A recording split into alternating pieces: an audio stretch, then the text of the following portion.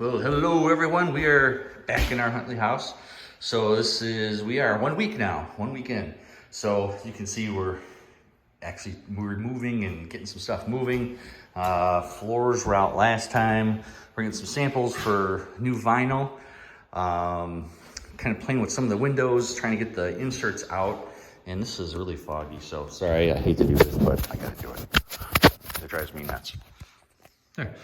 So taking the inserts out of the windows, and then these ones, I don't know what kind of doors these are, but they have these little plastic tabs. So these little plastic tabs, you're supposed to be able to pull these out and the window should come out. And they have these, this is a better one. So these little buttons, I should be able to pull this and it should come right out. Well, it doesn't. Every time I try to do it, these things just snap off. So I'm gonna have to take a little, remodeling tool, go in here, and I have to cut in between that, the little plastic tabs, because they're not coming off. We thought there was some place that was water damage, and actually it's really not. Best place to show, we saw some black spots, so we had trying to take up the floor, and there's like 2 subfloors here.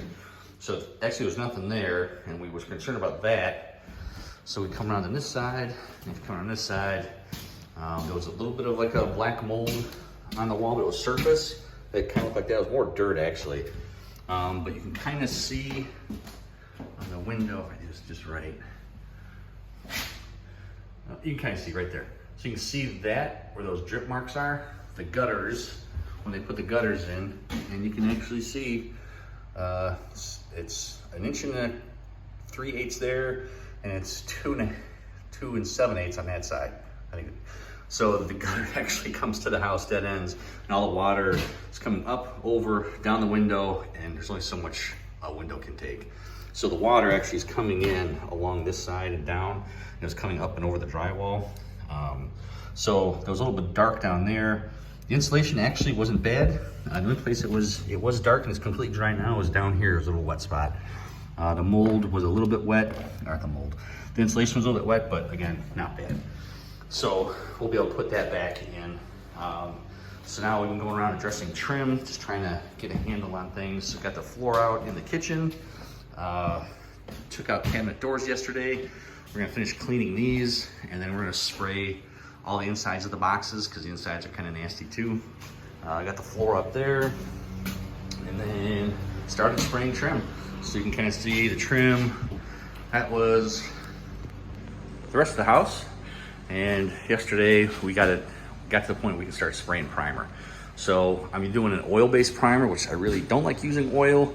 However, in this case, it's old, and a couple places where I used a regular bonding primer, it was just bleeding right through. So I went to oil. Extreme Bond by Sherwin-Williams. So doing the doors, and then once I got all the doors in each room, I actually did the floors also. And I did the floors because, actually I'll show you in this room. Because as we take the carpet out, there's stains everywhere. And you can't really tell what they are. I don't know, it could just be a regular spill of coffee or pop or whatever. But this room, there's a huge amount over there. It's in certain areas, and when we took the carpet out, you could see it all on the carpet, and it's complete pet stains from where they peed on the carpet and bled through. So I don't want to have to worry about, if someone brings a dog over, that they're smelling those animals, urine and stuff that's still in the wood. So I'm putting this primer down to block that from happening, and the smell itself. So I did half the stairs because I had to do that. I had to still be able to get up here because it's the only bathroom that works. So later on today, we got some guys coming for window estimating.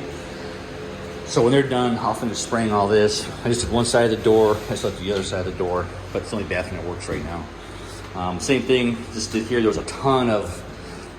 a big concentration there, big concentration there of pet stains. So sprayed all these. I'm not worried about the windows because we're replacing, we have to. They're actually coming apart. So you can kind of see where that's rotten. The crank doesn't even work anymore. So we we gotta get them replaced, sadly.